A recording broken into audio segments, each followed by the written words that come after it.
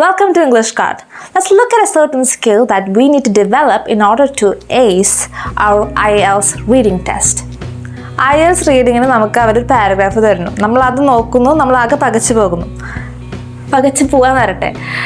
What we first need to do is skim and scan. What is skim and scan? ആദ്യം നമ്മൾ ചെയ്യേണ്ടത് നമുക്ക് തന്നിരിക്കുന്ന ഈ പാരഗ്രാഫ് ഒന്ന് ബ്രീഫായിട്ടൊന്ന് സ്കാൻ ചെയ്യുക.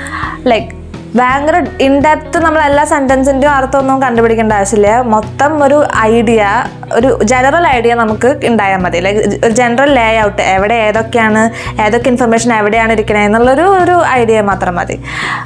ആൻഡ് ഇത് ചെയ്യാൻ നമുക്കൊരു 2 മിനിറ്റ് മാക്സിമം എടുക്കാൻ പാടുള്ളൂ, 2-3 മിനിറ്റ് മാക്സിമം എടുക്കാൻ പാടുള്ളൂ.